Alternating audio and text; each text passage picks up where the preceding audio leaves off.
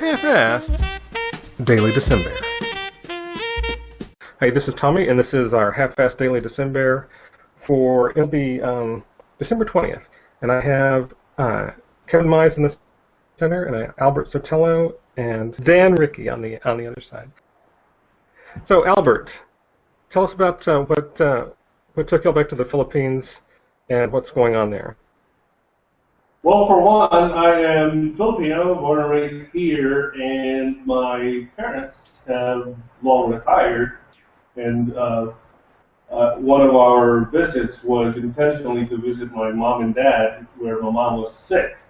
So, as that happened, we decided to look at business opportunities here, because I did have a restaurant in Virginia and finally sold it to move here, because we realized at that point that the growth rate here in the Philippines was tremendously higher than the United States. At that point, it was about 6 to 7% of GDP, where the U.S. was languishing around 1%. So, doing some marketing studies and business climate studies, we figured this might be the good opportunity to open what we have now, which is a bear resort, or soon to be a bear resort, starting off with a diner, and the project will be having 9 suites altogether. Right now we have 3, and we will have 6 more under construction as we speak. Oh, wow. I didn't know y'all were that far along with that. 14 crew members in construction behind us here, outside the window. So, Kevin, how has it been adjusting to the Philippines? Let me start by saying that to me it was a major adjustment, because if you look around, it's still a third world country. Yeah. Right. And perspective of them too, then maybe they can come. Yeah, it is.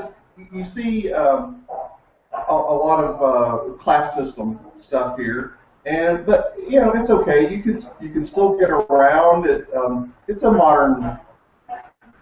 We have internet. We've got good stores, and we can get most things we need. There's some things we still like to import from the U.S. that we miss, but it's good. So, Dan, how's it been for you? It's been somewhat of an adjustment. The feudal system here bothers me. Oh, okay.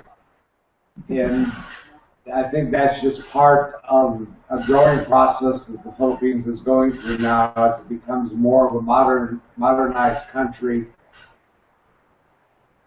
The cities certainly are much less feudal than the provinces, but it's still a problem here. Yeah, they have a growing middle class, so it's changing here. Okay. Well, so tell us about how you got into building a business there. I know you started with the cheesecake business. So what's going on with that? Yeah, we've been here for a little over 3.5 years, and we started off selling cheesecakes and cookies at weekend markets, and we did well with that. But now this year we've got the diner open, so it's nice to have a place to cook and then sell it straight from there. So it's nice to not have to move around and be quite as nomadic as we were. So the cheesecake is still on the menu at the diner? Yeah, the dark beer cheesecake is our signature anchor product out of the diner. Okay. And so, Dan, you're the general manager at the diner? Not so much of the diner. I'll be taking care of the retirement part of it. I'm a clinical social, and my background has been quite extensive in retirement, in geriatrics, as well as mental health. Okay. Wow, that sounds really exciting. So, you said you've got 3 cabins open now? 3 rooms, yes. Okay. We have 3 rooms. First phase of the building, which is the building where we are in right now.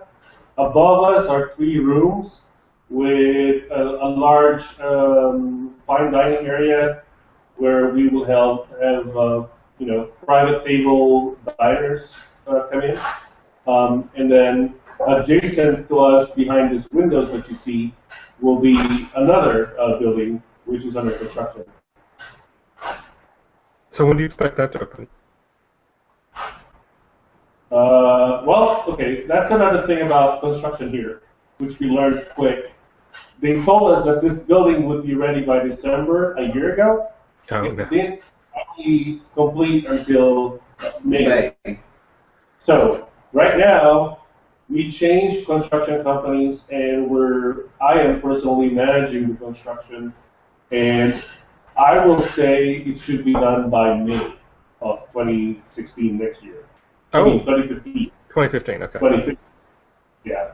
We're moving a little faster this time around with the right number of employees. So, looks good so far. Very good. So tell us more about the diner. Where is it, and what do you serve there? Well, we're in Baguio. If you use Google Maps, you can figure out where Baguio is. And I've been doing a lot of American Southern things, like biscuits, meatloaf, fried chicken, those kinds of things, chicken pot pie. But we're going to start doing a few more things. We're going to go into a little Mexican and expand our menu a little bit, and keep changing it up a little bit. Keep things a little fresh, so that the people that come here a lot will have something new to eat. Oh, okay. So how's that been received with the local palate? We've been doing really well. We've been on TV already. That was pretty early on, and some of the bigger bloggers and websites here have named us in their lists for the year. So that was good. Very good. So, what else would you like to talk about as far as anything going on there in the Philippines with you guys? Well, I want to touch base a little bit on how we started out. The whole concept of going to the night market, which was actually a fad here the time we arrived. It's more like a farmer's market in the United States, where artisans would actually present their wares, food and products, for that matter. And we figured the best way to get to know the market and the best way to get to meet people, since we moved here, we didn't know anybody, was to be out and about and be in the midst of the markets.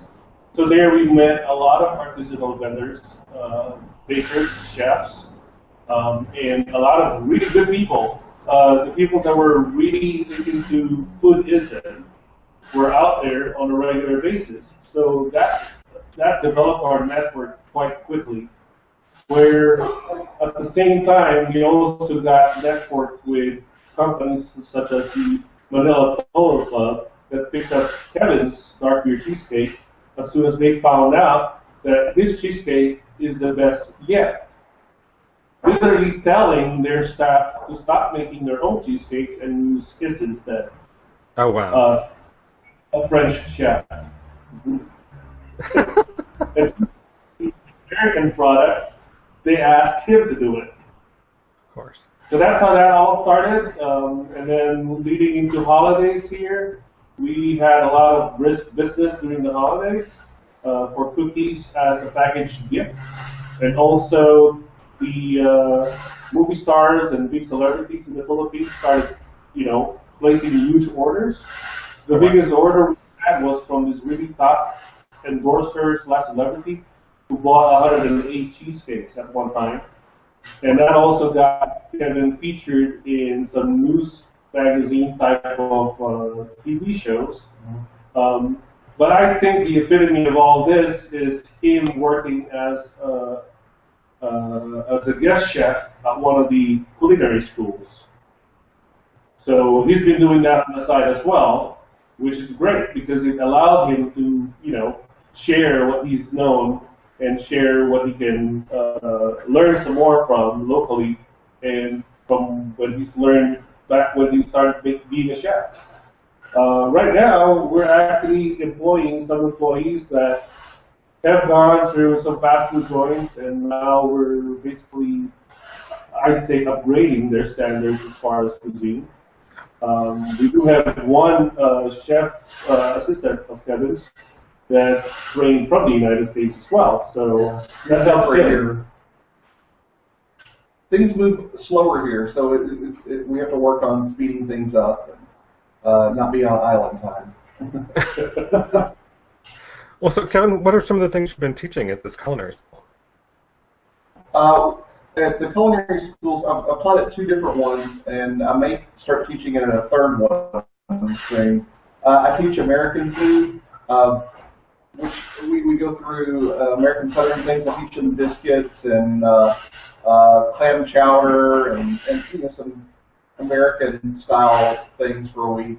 I also go back for some of the baking and pastry, teach pies and danishes and puff pastry, those kinds of things. Oh, cool. So what have you learned about the local cuisine? Well, I like the local cuisine. One thing about Filipino food, they will eat the offal a little bit more, and I love that stuff, so I'm enjoying some of that. Have you been able to incorporate some of the local flavors into your southern dishes?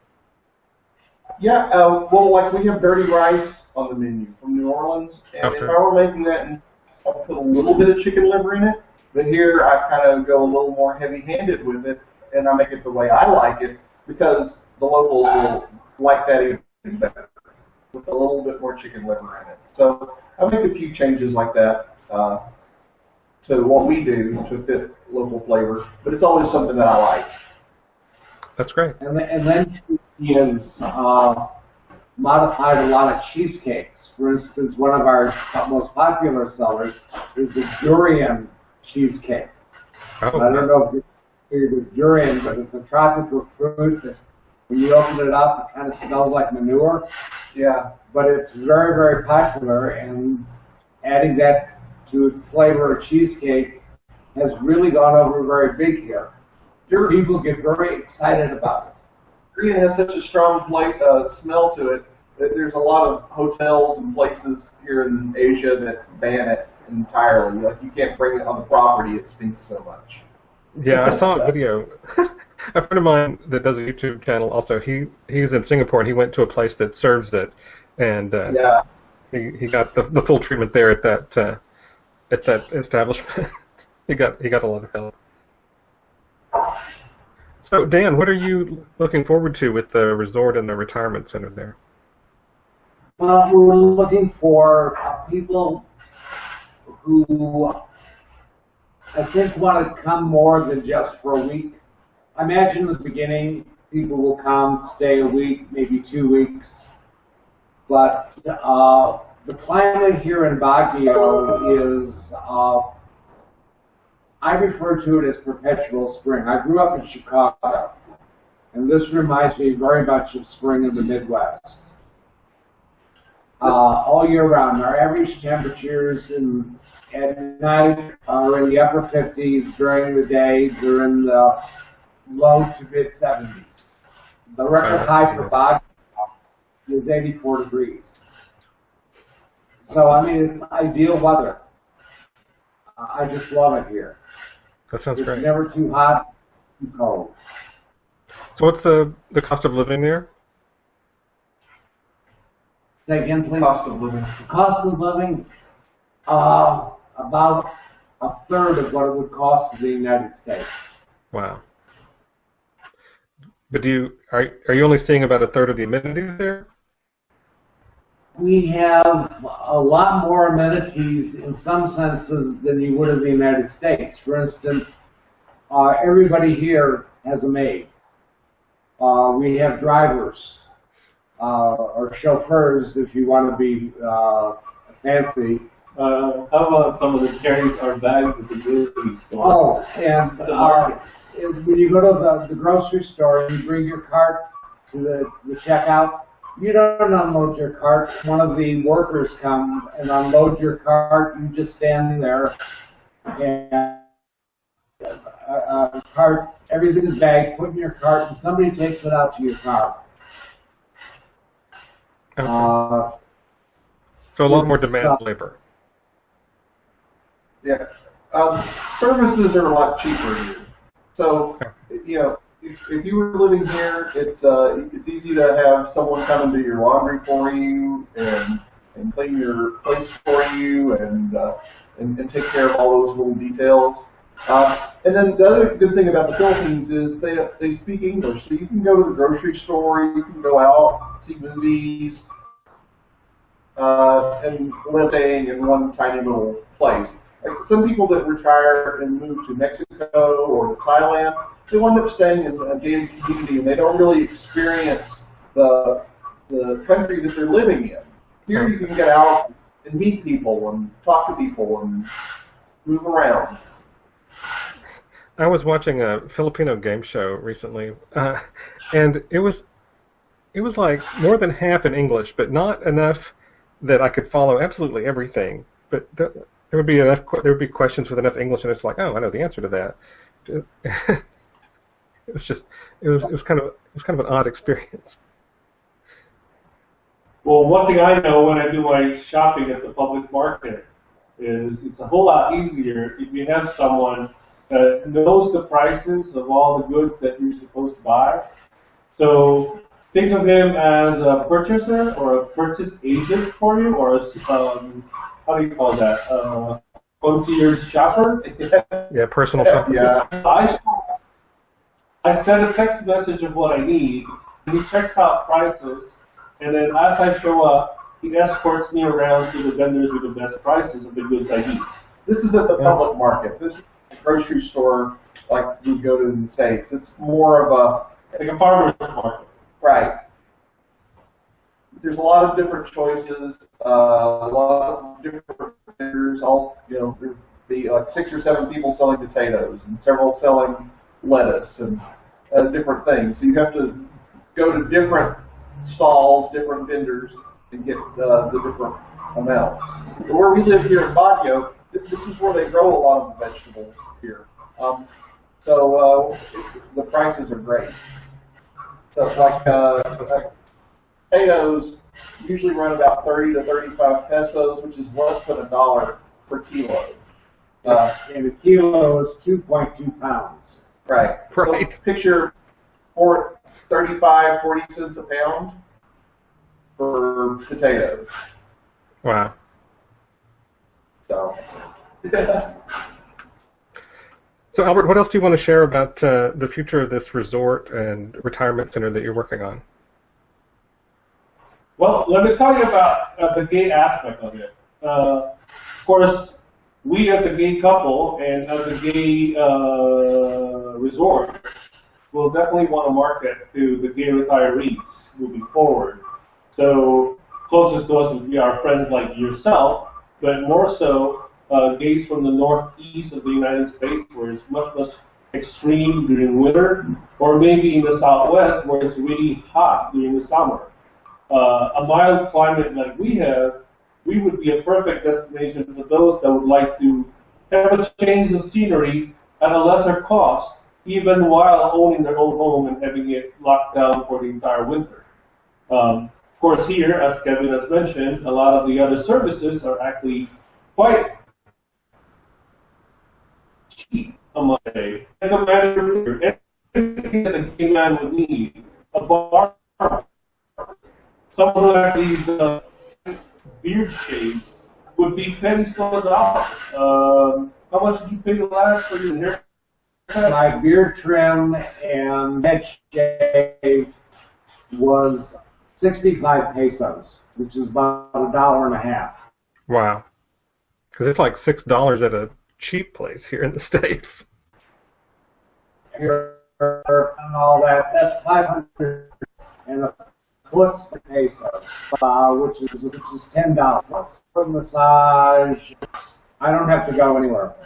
And if I wanted to, I could actually have a barber come here and probably pay 150 pesos for the services I normally get, which is $3. Oh, wow. And after that, people cost is quite reasonable to a point where we can actually even have a concierge doctor come and see us, or a concierge nurse to come and see us. When we were living in Manila, for example, I had an incident with my heart, I ended up in the most expensive hospital in the Philippines for 1 week in intensive care. The cost was less than the deductibles for my Medicare in the United States. Wow. That's painful. And that was painful. Well, because I was a senior, I got a 20% discount, but still, even without a 20% discount, it probably would have been less than the deductibles and copays. Awesome. So going back to the future of what our project is, we'll be back in the United States marketing it as a retirement destination for all of you. Specifically, we'll want to go to maybe PBRU first, where we're closest to you guys, and talk about it more. We do have a lot of Filipino / American couples that we know, and specifically Nard Bear Chicks. Right. Is definitely as a guest here for two reasons. One, he's also familiar with the Philippines, and two, his partner has been here and knows how and what a Filipino thinks about. So moving from there, couples such as you and Harry, by the way, hello to Harry, who are friends of ours. So, and then beyond that, will be people in our network who perhaps might want to change the scenery. And likewise for Kevin and I, or Dan, we can swap homes. We'll stay in Texas for a while at your place while you stay at ours. And if you care to, you can serve your menu for a couple of nights if Kevin will allow. And of course, there's also a huge university right next to us, where Kevin and Dan asked to actually, as a way of giving back to the community, to do guest speakerships. Talk about healthcare or mental health care for Dan, and culinary for Kevin. In my case, maybe a little business sense here and there from someone who has more than 20 years experience owning a restaurant. And so forth. So in your case, maybe you can help these kids help the network and build a computer from scratch. Yeah. Well, go ahead and tell us how to find you all on the internet. Yeah, we mainly communicate through Facebook. So you can find us on Facebook. Search Ozark Baguio City. OZARK BAGIO. Oh, I spelled it wrong. Say it. It's a hard word to spell because it's an indigenous name from the natives of the mountains here, and it's spelled BAQUIO. That's not right either. It's BAGUIO. Oh, BAGUIO. It's only Q with a G, not a Q. Yeah, G, not a Q. Okay, my bad.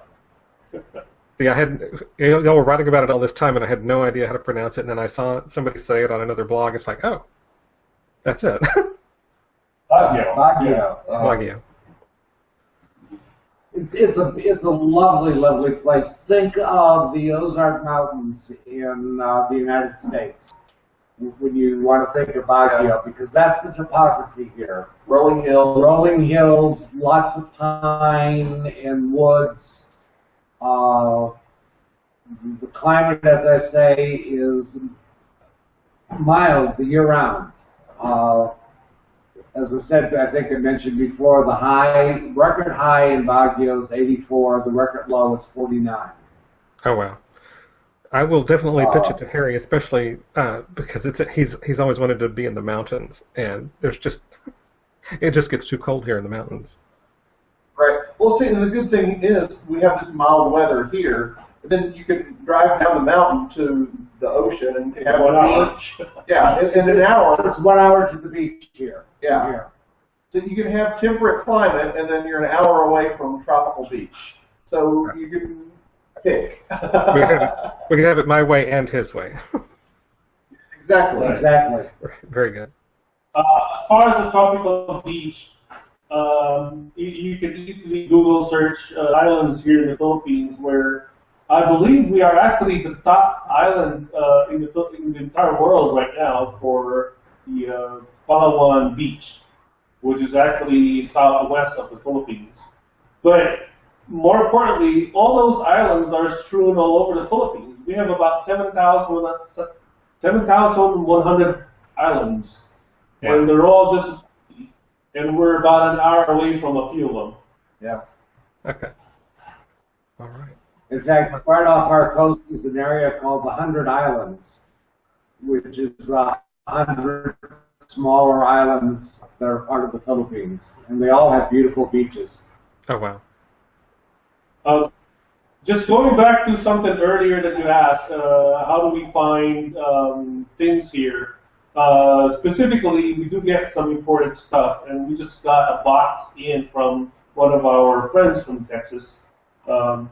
And what we had him purchase for us that we couldn't find here is some spices, specifically Old Bay. So from here onwards, we're pushing forward to sell some seafood in the southern traditional way of putting Old Bay seasoning in. Yeah. Wow. That sounds amazing. So besides that, you all come over and check it out. Besides Kevin's cooking, which you're probably familiar with, I can cook too. But it's not the kind that I would serve in an American diner. It's going to be a Filipino diner. Right. You know, and the indigenous foods here are quite good. As Kevin mentioned, there's more offal served, but even without that, there's still very interesting foods. Adobo, sinigang, dindigan. They're just really unique and interesting flavors. They really like their pork fat, so there's plenty to eat. A little tidbit to your audience, perhaps, would be that this particular city that we're staying in was developed by the Americans back in the day. Oh, wow. When the Americans were, how do you say, they Colonized? colonized, I didn't want to use that word, they colonized the Philippines for Protectorate. Yeah. that was 100 years. Yeah. And this was the seat of their government during the summers. During the summers, in fact, it's called the summer capital. The city is still referred as the summer capital. Oh, wow. The city was designed by Burnham. He's the same landscape architect that did Central Park in New York and several of the big parks in Chicago. So there's a lot of public space in this city. Oh, wow. Well, possibly urban planning was not even planned yet back then. He was an urban planner. He just didn't know that's what he was yet. That what they hadn't been invented yet. Right. Well, I need to wrap this up, so if you've liked this video, give it a thumbs up, and if you haven't, hit that subscribe button, and I hope you enjoyed meeting Kevin, Dan, and Albert today, and I hope you'll go visit their website for Ozark Diner. Thanks a lot.